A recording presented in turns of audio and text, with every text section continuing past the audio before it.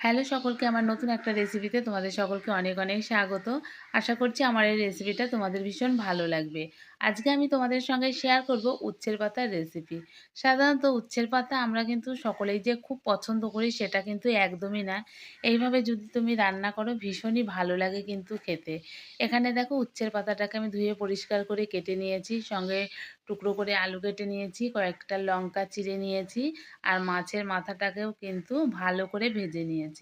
আমি এখানে রুই মাছের মাথা নিয়েছিলাম, তোমরা চাইলে কাতলা মাছের মাথাও কিন্তু নিতে পারো। তো কড়াইতে দেখো কিছুটা পরিমাণে সর্ষের তেল দিয়ে ওর মধ্যে কালো জিরে ফোড়ন দিয়ে দিয়েছি। আর কিছু কিন্তু ফোড়ন দিতে হবে না, শুধু কালো জিরে দিলেই হবে। এবার টুকরো করে কেটে রাখা আলুগুলো ওর মধ্যে দিয়ে দিয়েছি। এবার স্বাদ মতো লবণ, পরিমাণ মতো হলুদ দিয়ে আলুটা কিন্তু লাল লাল করে ভেজে নিতে হবে।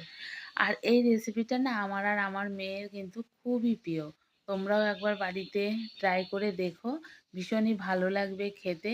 আর তেতো ভাব কিন্তু লাগবে না, ঠিকঠাক মতো যদি রান্নাটা করতে পারো একদমই কিন্তু তেতো লাগবে না। তো এখানে দেখো আলুটা কিন্তু আমার ভাজা হয়ে গেছে। এবার আমি এর মধ্যে দিয়ে দেব টুকরো করে কেটে রাখা শাকটা। শাকটা দেওয়ার পরে যে খুব বেশিক্ষণ এটাকে নাড়তে হবে একদমই কিন্তু না। আর আলুটা তো আগে থেকেই সিদ্ধ করাই আছে।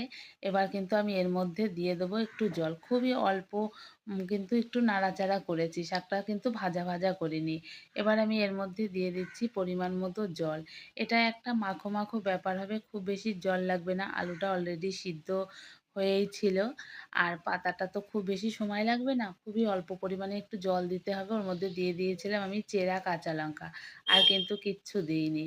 তো এবার দেখো একটু ফুটে উঠেছে, ভেজে রাখা মাছের মাথাটা কিন্তু ওর মধ্যে দিয়ে আমি খুন্তির সাহায্যে এটাকে টুকরো করে করে ভেঙে দিচ্ছি। তোমরা ভাজার সময় চাইলেও কিন্তু মাছের মাথাটা একেবারে ভেঙেই ভাজতে পারো, কোনো অসুবিধা নেই। তো মাছের মাথা দেওয়া নেওয়া হচ্ছে কথা। তো এবার মাছের মাথাটা দিয়ে কিন্তু আমি বেশ ভালো করে একটু ভেঙে দিলাম, দিয়ে খুন্তি দিয়ে একটু নেড়ে দিচ্ছি। তো এই দেখো এটা কিন্তু আমার রান্না কমপ্লিট হয়েই এসছে। আর এই জিনিসটা কিন্তু থিকনেস ব্যাপার, একদমই কিন্তু ঝোল ঝোল থাকবে না, একটা মাখো মাখো একটা ব্যাপার হবে। মানে একেবারে যে শুকনোও না, একেবারে যে আবার ঝোল সেটাও কিন্তু না, একটু হালকা থিকনেস একটা ব্যাপার আসবে। তো দেখো রান্নাটা কিন্তু আমার কমপ্লিট হয়ে গেছে। গরম গরম ভাতের সঙ্গে খেতে কিন্তু ভীষণই ভালো লাগে। তো চলো এটা আগে আমি নামিয়ে নিই, তারপরে আমার রান্নার ফাইনাল লুকটাও তোমাদেরকে একবার দেখিয়ে দিচ্ছি। আর আমার এই রেসিপিটা তোমাদের কেমন লেগেছে সেটাও জানাতে কিন্তু ভুলো না। এই হচ্ছে আমার রান্না কমপ্লিট হয়ে গেছে। চলো আবার কথা হবে অন্য ভিডিওতে।